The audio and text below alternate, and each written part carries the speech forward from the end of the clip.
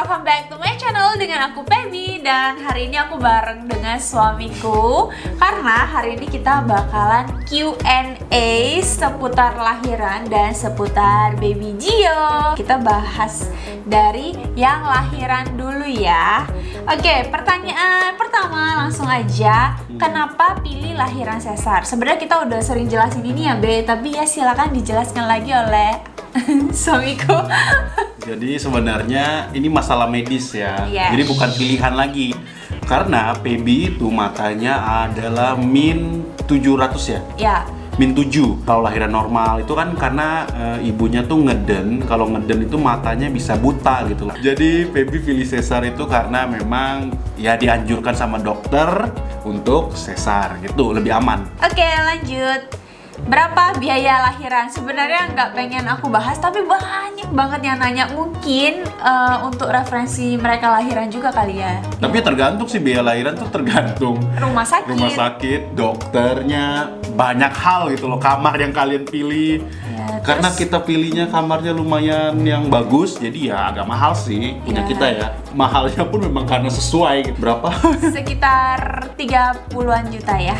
Ya udah plus semuanya, kamar, Ya, udah. dokter, plus operasi. Kalau menurut kita sih harganya worth it atau reasonable nih? Iya, ya sama lah, worth it sama reasonable lah. Ya, sesuai dengan budget kalian. Banyak kok rumah sakit yang murah juga ada gitu loh ya. Yep, lanjut. Pas suntik anestesi sakit gak? Ini harus aku yang jawab ya, karena aku yang disuntik. Aku tuh anestesinya di belakang, di punggung gitu, dan itu bener-bener sakit banget. Tapi cuman beberapa detik, kayaknya cuma 5 detik. Disuntik 5 detik, terus aku udah gak bisa rasain kaki aku lagi. Kaki aku langsung kesemutan dan kayak setengah badan aku tuh langsung gak berasa. Itu udah mau mulai operasi gitu. Lanjut, gimana bekas lukanya? Dan kapan bisa jalan? Jadi aku tuh disuruh belajar jalan sehari setelah sesar. Jadi sehari setelah operasi susternya udah bilang kalau bisa mulai belajar gerak kiri kanan, terus belajar berdiri, pelan-pelan belajar jalan. Jadi memang setelah sesar besoknya aku udah bisa jalan, walaupun aku hampir pingsan waktu itu karena aku buru-buru banget, kayak geraknya tuh terlalu cepat, padahal disuruhnya tuh step by step, lambat-lambat gitu. Kapan bisa jalannya? 5 hari gitulah ya, baru bisa kayak jalannya lebih enakan gitu. Tapi hari ketiga kamu udah bisa kayak ke toilet. Ya itu udah bisa, cuman masih kayak nahan sakit gitu loh. Ya jalannya pun kayak Pelan banget, kayak kura-kura gitu. Oke, lanjut. Gimana perasaan pas suami nggak boleh nemenin proses lahiran karena COVID? Nah, pertamanya aku kesel nih kan. Kenapa sih suaminya nggak boleh? Kenapa aku berjuang sendirian? Tapi setelah selesai operasi, aku malah kayak mendingan dia nggak ikut. Karena di ruang operasi itu aku bener-bener kayak situasinya tuh kalau misalnya ada dia, aku pasti nangis-nangis manja gitu loh. Mendingan nggak ada dia, jadi aku bisa menguatkan diri aku sendiri. Kayak ya udah, aku harus kuat, nggak ada orang lain lagi yang bisa lahirin anak ini kecuali aku gitu loh. Jadi ya mendingan nggak ada dia, jadi aku nggak manja-manja dan semuanya bisa berjalan dengan lancar. Kalau ada dia mungkin aku nangis-nangis sesak nafas gitu. banyak drama. Banyak drama pokoknya. Gimana perasaan kamu waktu lihat istrinya kesakitan minta ampun? Ini bukan aku yang nanya ya, ini netizen yang nanya. Pertama ya agak bingung ya, karena gini loh. Kita jadi papa dan mama, ini kan baru. Ya. Pertama kali bener-bener shock. Semua hal tuh shock. Punya baby nangis, maminya pun nangis gitu loh kan. Sakit lah, terus babynya nggak bisa ada sedikit, kenapa ini babynya kuning, nangis, kenapa babynya nggak mau minum susu, nangis, nggak bisa peras ASI, nangis. Jadi ya itu sebenarnya nggak bisa jelasin ya, nggak tercengang, tapi nggak tahu mau ngapain gitu loh, bingung. Jadi serba bingung, boleh bilang tanpa ekspresi lah, jadi kayak ini kenapa? Apa lagi? Kayak blank gitu ya. Kayak blank, Soalnya ya. semua terjadi dalam satu momen, kayak tiba-tiba banget kejadian Ya. yang nggak pernah kita alami sebelumnya, tiba-tiba langsung hal baru gitu kan. Iya, jadi pokoknya ya bingung lah, serba bingung. Pokoknya nanti kalau kalian jadi papa, rasain sendiri nggak bisa dijelasin, susah. Aku juga nggak, sampai sekarang masih bingung. Di manakah aku? Ya ini kita berdua bener-bener masih adaptasi banget karena ini Ya. masih 2 minggu setelah aku lahiran, jadi ya masih Iya. Semuanya masih serba baru deh bagi kita ya. Iya, panik, cemas, kayak gitu-gitulah, campur aduk. Lanjut. Sesuai tradisi Chinese, ibu baru melahirkan itu baru boleh mandi atau keramas setelah 40 hari lahiran. Apakah Pebi tetap ngikutin? Jadi awalnya itu emang mama aku bilang kayak gitu, kalau aku tuh nggak boleh keramas sebelum 40 hari lahiran. Tapi ternyata setelah operasi sesar, dokter aku tuh ngejelasin kalau dalam hal medis itu tuh nggak ada. Itu tuh biasanya cuma tradisi doang. Nah, bahkan dalam medis itu disarankan buat keramas, mandi dengan bersih gitu loh, karena kan kita harus menyusui. Jadi kalau tubuh kita sendiri banyak bakteri, nggak mandi 40 hari, nggak keramas 40 hari, itu malah bakterinya bakalan Tersalur ke baby. iya, karena berdampak kan, kayak payudara kita kotor diisep sama babynya, ya babynya juga kena gitu loh. Jadi nggak disaranin sebenarnya buat tidak mandi. Jadi aku tetap mandi, tapi keramasnya nggak terlalu sering banget, kayak nggak tiap hari gitu loh. Gitu guys. Terserah ya, kalian mau ngikutin kata dokter ataupun mau ngikutin tradisi Ya, Ya. atau mitos pun silakan. Iya, silakan. Lanjut, apakah ada baby blues? Gua ketawa, belum jawab nggak ketawa. Jawabannya ada guys. Inilah korbannya. Sebenarnya sih kayaknya pasti ada ya. Soalnya aku diwanti-wanti sebelum pas baby lagi hamil gitu 3 bulan 4 bulan itu orang udah ngomong, Rick, hati-hati nanti ada baby blues, wajar itu.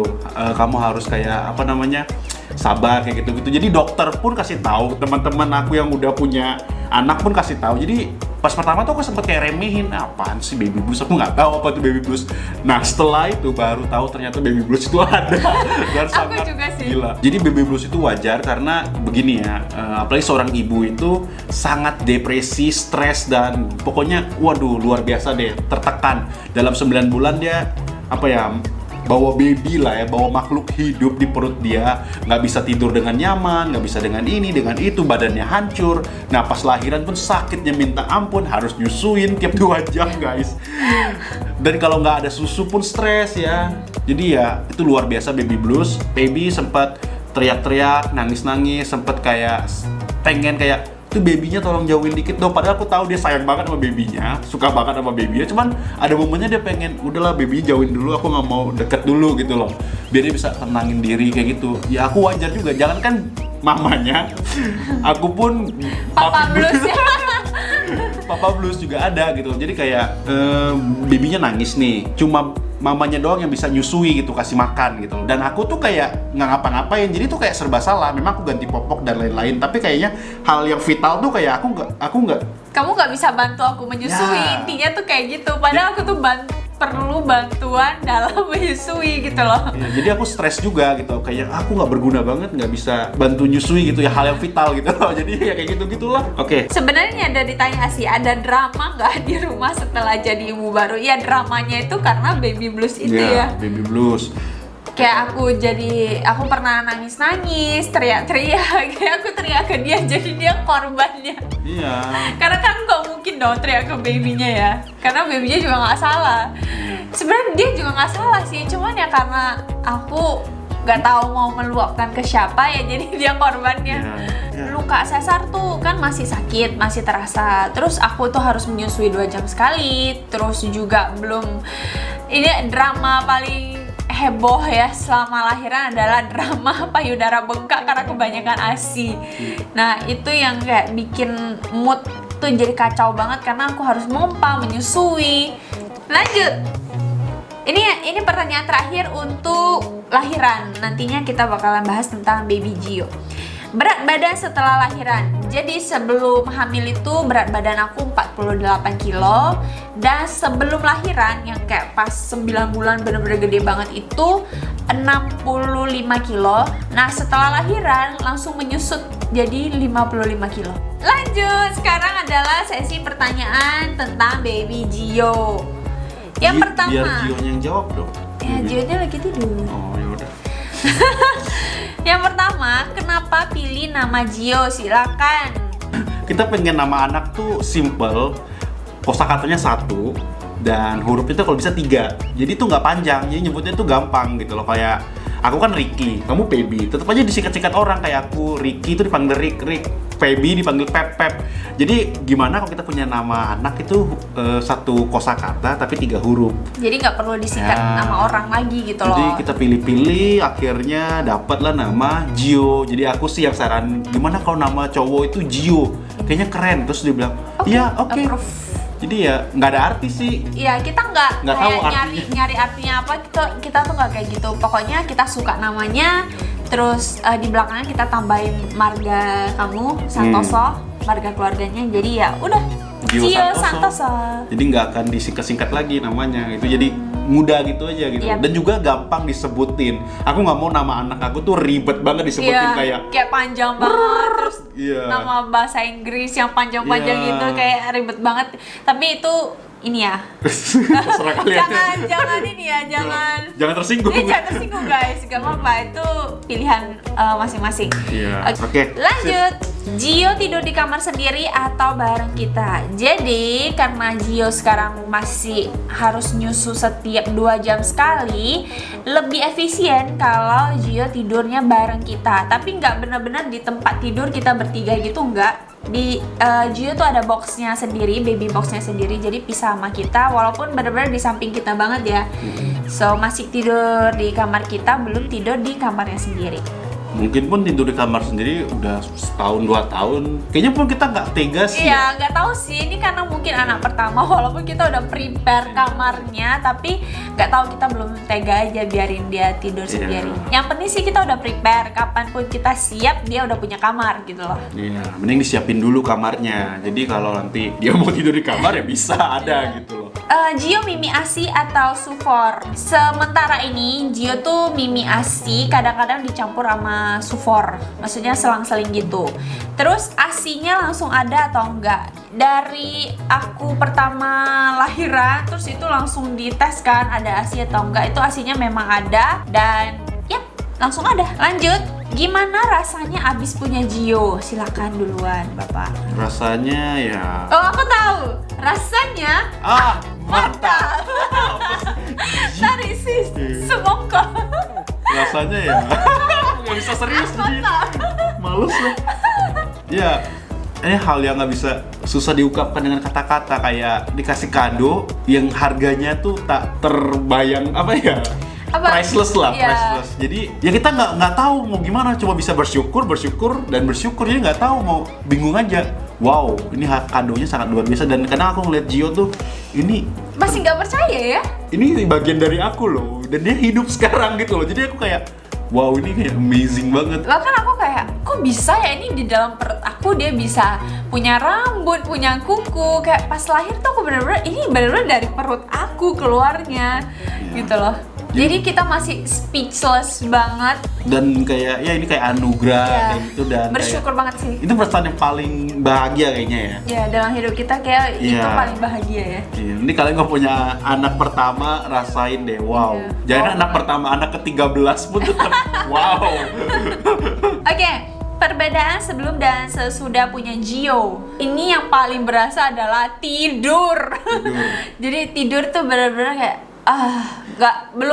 kita belum nemu tidur yang lelap yang enak banget setelah punya Gio, karena kita masih beradaptasi. Dan juga kadang kita mau tidur pun nggak tenang. Ada kayak suara. Kita langsung bangun gitu. Iya, jadi itu sih, ini paling aku rindukan, masa-masa tidur 2 minggu lalu, ya ketika aku masih bujangan gitu, tidur dengan nyenyak. Karena kita berdua tuh hobi tidur. Iya, kita tuh berdua, kalau kalian udah sering ngikutin morning routine aku, kita tuh nggak bangun pagi-pagi banget. Jadi kita emang pecinta tidur dan sangat menikmati tidur kita. Dan tiba-tiba setelah Gio lahir, kita udah nggak punya waktu tidur itu lagi gitu. Dan lagi perbedaan yang paling jelas adalah motivasi hidup kita jadi berubah. Dulu kan kita fokusnya kita karir, duit. Sekarang itu udah ada baby, fokusnya ke Gio. Kerjaan nanti, duit nantilah, yang penting keluarga bahagia. Yang penting Gio sehat, Gio happy, itu jadi prioritas kita sekarang. Kayak beda banget ya, walaupun baru 14 hari jadi 15 hari ya jadi orang tua. Tapi kita udah beda banget aja pemikirannya sekarang. Ada pertanyaan lagi. Apa momen terlucu semenjak Gio lahir? Paling lucu dia tuh suka senyum-senyum sendiri. Iya, itu yang bikin kita kayak happy banget. Dia kalau kita liatin gitu, atau kadang kita ngobrol, kita kayak ngajak dia ngobrol, Gio, kalau kamu lagi happy kamu senyum ya. Dia tiba-tiba tuh bisa senyum gitu loh. Walaupun kita tahu itu bukan karena dia bisa dengar kita ngomong, tapi kayak lucu aja, bisa nyambung gitu loh. Iya. Terus juga yang terlucu sih dia sempet nyemburin Iya, itu kita pupnya ke aku ketika aku gantiin popok, dia kayak keluar guys, jangan kena semprot lah. Iya, jadi perutnya itu semua kena pupnya Gio sampai masuk ke pusar kamu ya. Iya, Pupnya. pokoknya. Karena kebetulan waktu gantiin popok kamu nggak pakai baju. Iya. Ya, jadi langsung nyembur ke perutnya. Terus dia langsung kayak, oh my god, ini kamu langsung heboh banget ya. Nggak nyangka ternyata bisa, pupnya tuh bisa kayak Nyembur. nggak nyangka gitu. Dan itu adalah momen terlucu bagi aku.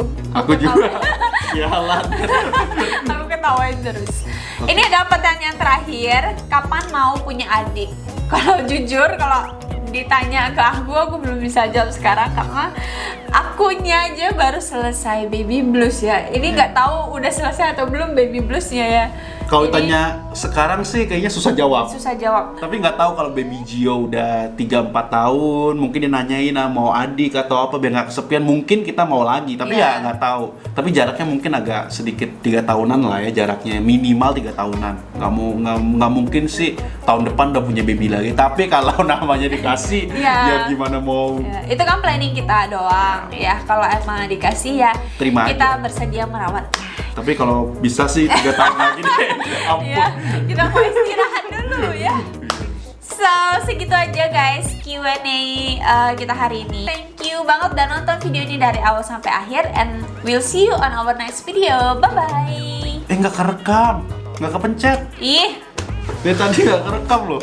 masih Baby blues. baby blues nih. Baby blues.